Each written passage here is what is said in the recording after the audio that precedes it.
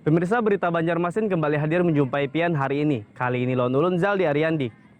Sejumlah berita aktual dan beberapa informasi menarik lainnya telah kami siapkan. Berikut berita utama hari ini.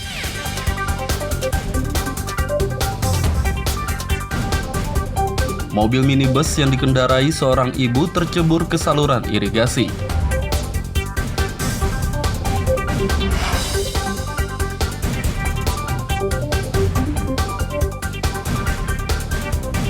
Kasus COVID-19 di Kota Banjarmasin kembali meningkat dalam beberapa hari terakhir.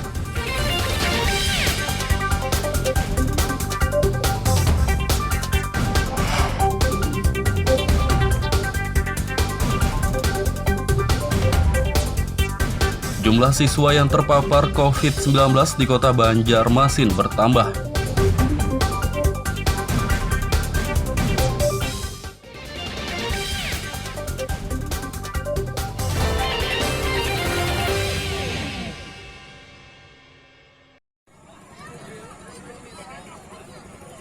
Sebuah mobil minibus tercebur ke saluran irigasi Riam Kanan, Desa Bincau, Martapura, Kabupaten Banjar. Mobil bernomor polisi DA1848 TKA itu tercebur pada Senin sore sekitar pukul 17.30 WITA. Tim relawan bersama warga sekitar langsung mengevakuasi mobil yang tenggelam tersebut. Evakuasi yang berlangsung selama 30 menit ini ditonton banyak warga. Salah satu relawan, Sa'dudin, mengatakan mobil dikendarai oleh seorang ibu. Ada dapat info mobil kecebur, lokasinya di Lutfia. Kebetulan langsung kita respon cepat untuk evakuasi unit. Perempuan dari pengemudinya, ibu-ibu kalau nggak salah, dari rekan-rekan kita yang di sini tadi, Om. Pengendara mobil selamat dan tidak mengalami luka. Dari Kabupaten Banjar, Lutfi, Darlan, dan Fahmi melaporkan.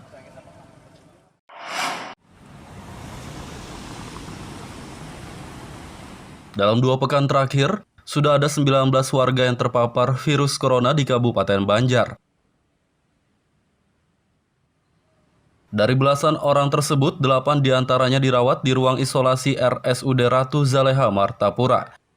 RSUD Ratu Zaleha belum dapat mendeteksi varian COVID-19 yang diderita 8 pasien tersebut karena tidak memiliki peralatannya.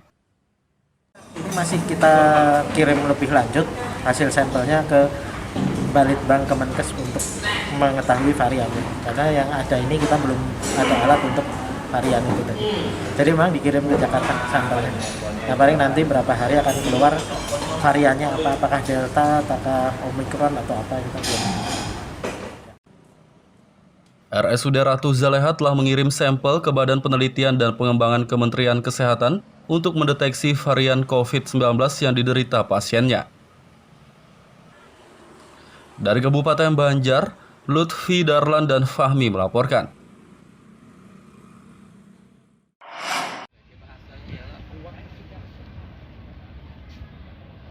Cuaca buruk mengakibatkan gelombang tinggi di laut dalam sepekan terakhir. Kondisi ini dinilai sangat berbahaya sehingga nelayan pun enggan melaut. Terpantau Senin sore, pelabuhan ikan Banjaraya di kawasan Banjarmasin Barat sepi dari kapal-kapal nelayan. Layang, Pak. Layang. Oh, Dari mana aja nih? dari perairan Laut Jawa. Laut Jawa. Berapa hari tuh? Perjalanan 2 hari 3 malam. Tapi tergantung namanya, kalau penjaringnya dapat. Memang beberapa hari terakhir ini, kurang lebih 5 hari yang terakhir ini, memang tidak ada kapal yang masuk di pelabuhan perikanan Banjarmasin di Banjaraya. Kita informasi dari Nakoda, karena di laut cuaca cukup ekstrim, jadi secara tiba-tiba gelombang atau hujan besar, jadi mereka tidak berani melaut. Tapi syukur alhamdulillah hari ini seperti kita lihat di belakang ada 1 kapal masuk. Meski pasokan dari nelayan minim, stok ikan laut di Pelabuhan Banjaraya dipastikan dapat memenuhi kebutuhan masyarakat. Ada sekitar 300 ton stok ikan laut di pelabuhan ini. Dari Kota Banjarmasin, Lutfi, Darlan, dan Aryadi Sukma melaporkan.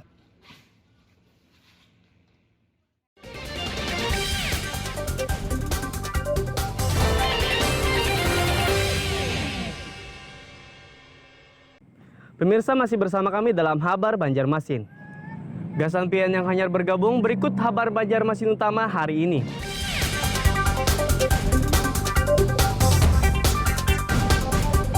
Mobil minibus yang dikendarai seorang ibu tercebur ke saluran irigasi.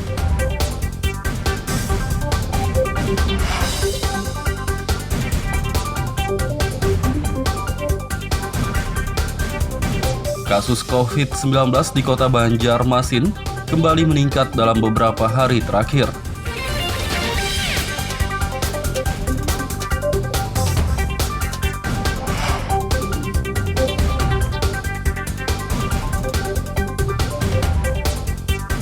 Jumlah siswa yang terpapar COVID-19 di Kota Banjarmasin bertambah.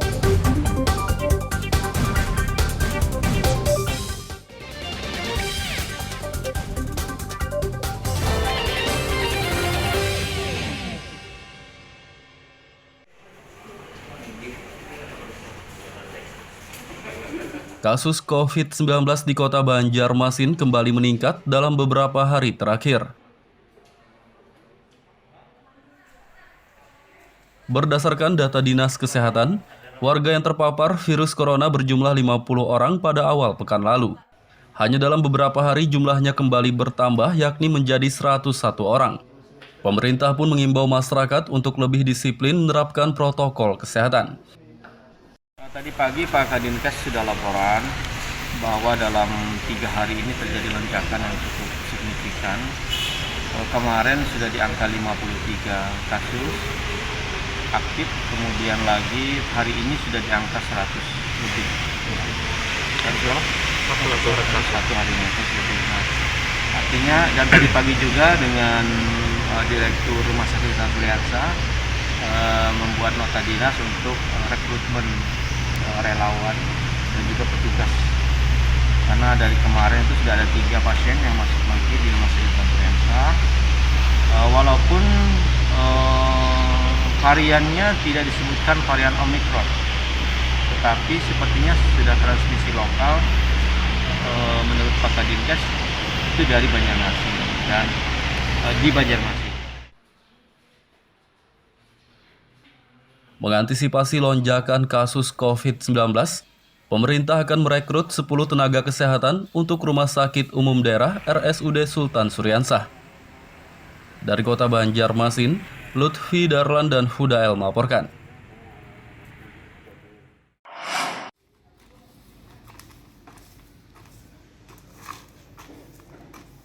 Siswa sekolah menengah pertama SMP di Kota Banjarmasin yang positif COVID-19 jumlahnya bertambah. Pada Senin lalu ada 13 siswa SMP Negeri 1 yang terpapar COVID-19. Kini ada 2 lagi siswa dari SMPN 2 dan SMPN 19 yang hasil tes usapnya juga positif. Pemerintah telah meminta ketiga sekolah itu menghentikan pembelajaran tatap muka atau PTM. Para siswa diberi pembelajaran jarak jauh PJJ secara daring untuk sementara waktu. Bagi sekolah yang belum ditemukan kasus COVID-19, masih boleh menggelar PTM, namun wajib menerapkan protokol kesehatan ketat. Dari Dinas Pendidikan memang sudah memberikan kajian apakah kita teruskan atau bagaimana. Sementara yang memang positif segera kita liburkan. Ya, yang lain tetap belajar seperti itu. PJJ itu. Iya, PJJ. Untuk sekolah Untuk sekolah setempat. Tapi kalau misalkan nanti lebih masif Pak, misalkan penularan Ya, peningkatan ya lagi. memang harus kita antisipasi. Kalau memang terjadi penularan yang makin banyak begitu, ya bisa saja kita segera ambil keputusan untuk di PJJ-kan lagi, online lagi. Tapi ini kan anak murid sudah mulai divaksin. Jika penyebaran kasus COVID-19 terus bertambah, PTM di semua sekolah akan dihentikan. Dari Kota Banjarmasin, Lutfi Darlan dan Hudael melaporkan.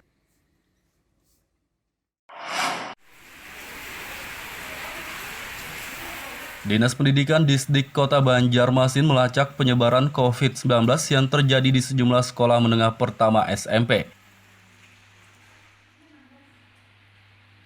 Ada 15 siswa dari SMPN 1 SMPN 2 dan SMPN 19 yang telah terpapar virus corona. Disdik meminta sekolah mendata belasan siswa tersebut untuk melacak orang-orang yang kontak erat. Pelacakan ini untuk mencegah penularan meluas. Kabid SD Nuryadi mengatakan ada sejumlah sekolah dasar SD yang berdekatan dengan 3 SMP tersebut. Menurutnya bisa saja ada siswa SD yang kontak fisik dengan siswa SMP positif COVID-19. Pertama yang di SD itu dalam 3 yang berdekatan, jadi suruh menyisir, mendata apakah dia mempunyai saudara yang telah disebutkan di media hari ini, ya, SMP 1, SMP 9 dan SMP 2. Jadi kami menyuruh sekolah, nah apabila ada, ya, kita minta pertama pada orang tua untuk rapidin dulu yang saudara, kalau memang itu ada betul saudaranya di sana, nah kita minta rapidkan, dan kita minta juga pembelajarannya lewat PPT saja dengan 1 minggu. Nah itu jadi sudah kami sampaikan ke sekolah. Jadi SD berapa? SD itu dalam 3 yang dekat di situ. Ya. Disdik juga meminta semua sekolah yang masih menggelar PTM memperketat penerapan protokol kesehatan. Dari Kota Banjarmasin, Lutfi Darlan dan Hudael melaporkan.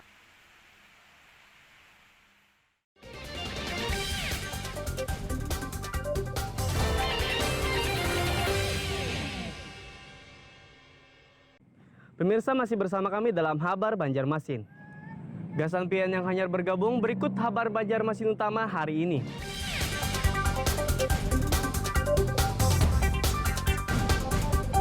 Mobil minibus yang dikendarai seorang ibu tercebur ke saluran irigasi.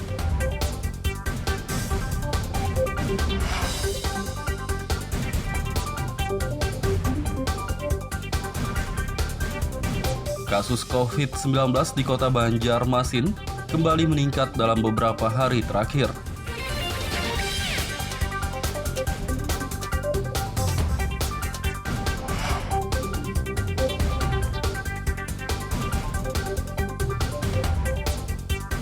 Jumlah siswa yang terpapar COVID-19 di Kota Banjarmasin bertambah.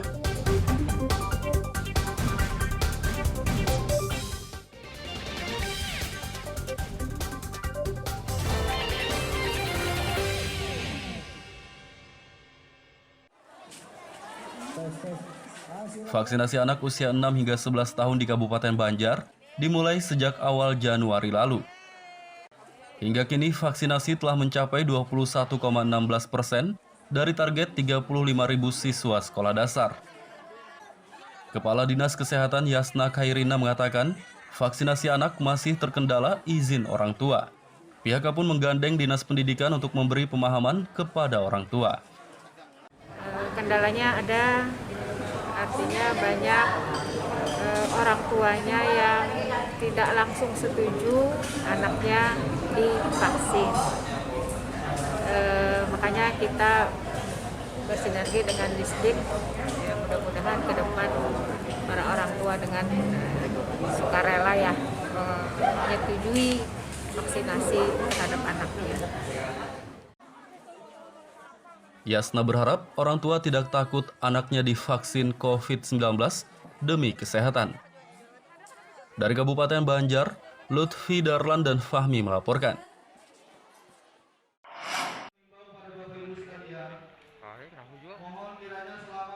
Stok vaksin COVID-19 di Kota Banjarmasin minim, Dinas Kesehatan pun meminjam dari kabupaten tetangga.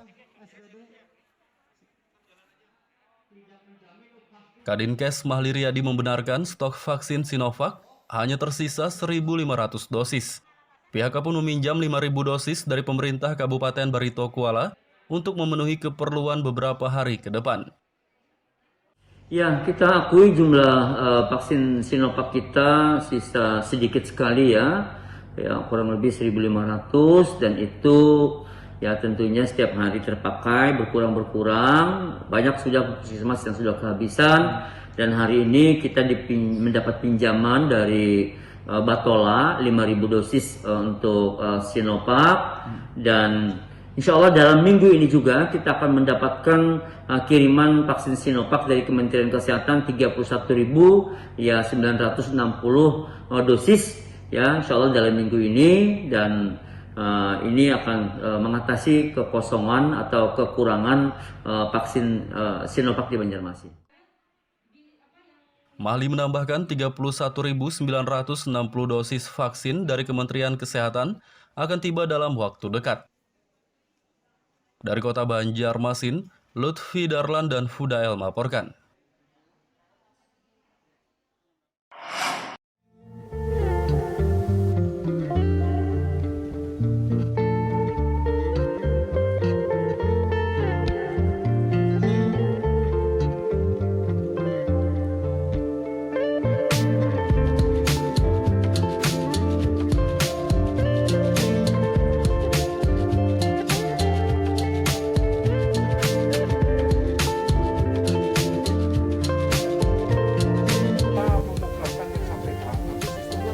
Nah, Indonesia punya sosok yang hebat nih. Ada seorang kepala desa bernama Nurmanto dari Desa Karya Maju, Kecamatan Marabahan, yang berhasil membudidayakan tanaman anggur. Atas keberhasilannya membudidayakan tanaman yang sulit tumbuh di daerahnya tersebut, kini desanya akan dijadikan program agrowisata buah.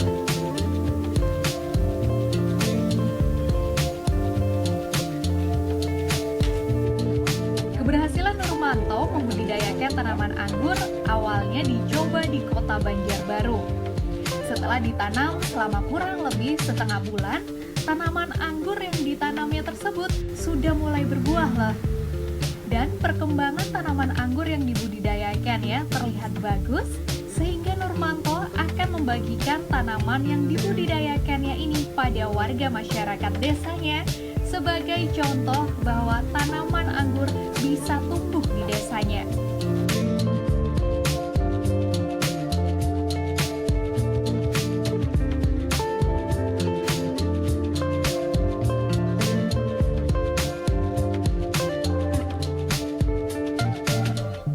Untuk membasmi hama, Nurmanto tidak menggunakan bahan kimia. Ia menanam tumbuhan hutan yakni kantong semar sebagai insektisida alami untuk tanaman anggurnya.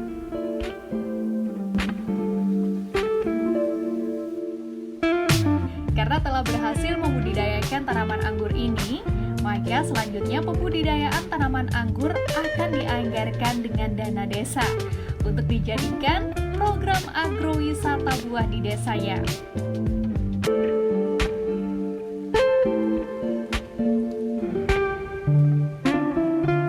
Kami terapkan di Banjarbaru setelah buah, langsung kita terapkan di Desa Karya Maju. Tujuannya yaitu untuk meningkatkan kesejahteraan masyarakat.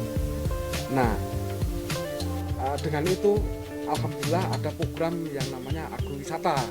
Kebetulan sekali akhirnya masuklah di situ.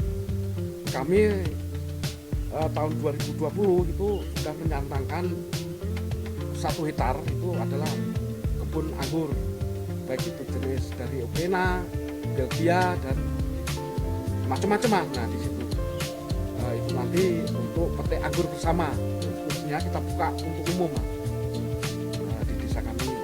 Namun kami juga akan menerobos untuk pembuatan, karena kemarin kami studi banding di Jogja, jadi di sana ada kampung anggur. Akhirnya pulanglah, kami ingin mengetapkan di Kalimantan juga ada kampung anggur mas. Jadi nanti jalan-jalan lihat desa itu semua, insya Allah nanti akan kita anggarkan untuk pembudidayaannya, sehingga untuk penambahan kesejahteraan masyarakat. Dengan pembudidayaan tanaman anggur ini diharapkan perekonomian warga Desa Karya Maju ke depannya akan lebih meningkat. Muhammad Lutfi Darlan melaporkan dari Batola, Kalimantan Selatan.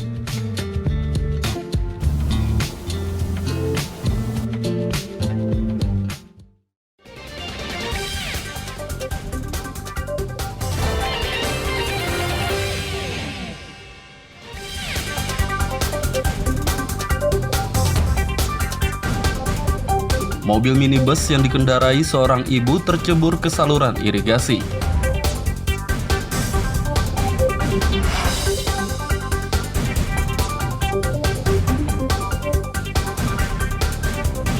Kasus COVID-19 di Kota Banjarmasin kembali meningkat dalam beberapa hari terakhir.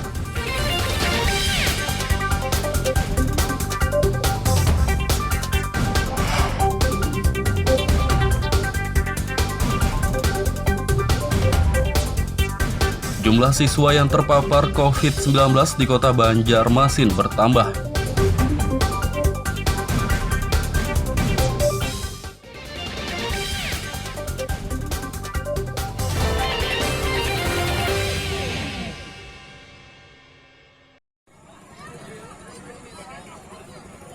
Sebuah mobil minibus tercebur ke saluran irigasi Riam Kanan, Desa Bincau, Martapura, Kabupaten Banjar.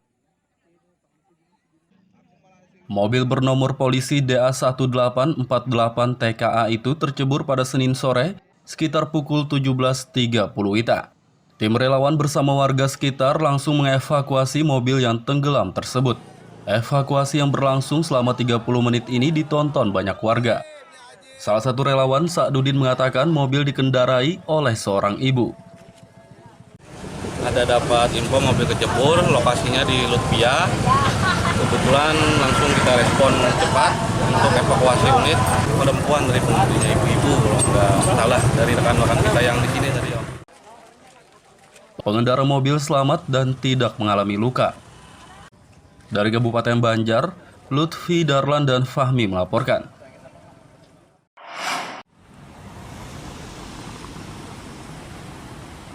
Dalam 2 pekan terakhir, sudah ada 19 warga yang terpapar virus corona di Kabupaten Banjar. Dari belasan orang tersebut, 8 diantaranya dirawat di ruang isolasi RSUD Ratu Zaleha, Martapura. RSUD Ratu Zaleha belum dapat mendeteksi varian COVID-19 yang diderita 8 pasien tersebut karena tidak memiliki peralatannya.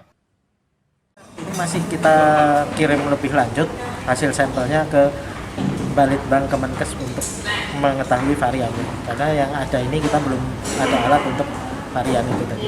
Jadi memang dikirim ke Jakarta sampelnya. Nah, paling nanti berapa hari akan keluar variannya apa, apakah Delta, apakah Omicron atau apa kita belum. RSUD Ratu Zaleha telah mengirim sampel ke Badan Penelitian dan Pengembangan Kementerian Kesehatan untuk mendeteksi varian COVID-19 yang diderita pasiennya. Dari Kabupaten Banjar, Lutfi, Darlan, dan Fahmi melaporkan.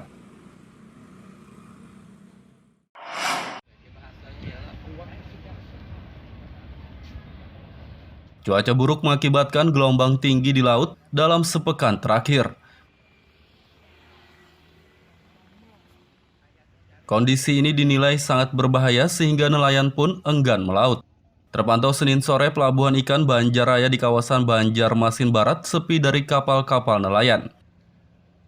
Layang, Pak. Layang. Oh, Dari mana aja nih? dari perairan Laut Jawa. Laut Jawa. Berapa hari tuh? Perjalanan 2 hari 3 malam. Tapi tergantung namanya kalau penjaringnya dapat. Memang beberapa hari terakhir ini, kurang lebih 5 hari yang terakhir ini, memang tidak ada kapal yang masuk di pelabuhan perikanan Banjarmasin di Banjaraya. Kita informasi dari Nakoda, karena di laut cuaca cukup ekstrim, jadi secara tiba-tiba gelombang atau hujan besar, jadi mereka tidak berani melaut.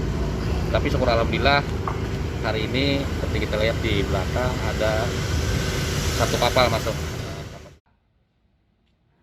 Meski pasokan dari nelayan minim, stok ikan laut di Pelabuhan Banjaraya dipastikan dapat memenuhi kebutuhan masyarakat. Ada sekitar 300 ton stok ikan laut di pelabuhan ini. Dari Kota Banjarmasin, Lutfi, Darlan, dan Aryadi Sukma melaporkan. Pemirsa, informasi tadi sekaligus menutup perjumpaan kita kali ini. Ulun Zaldi Ariandi, lawan buhan redaksi, mengucapkan selamat beraktivitas, sampai jumpa.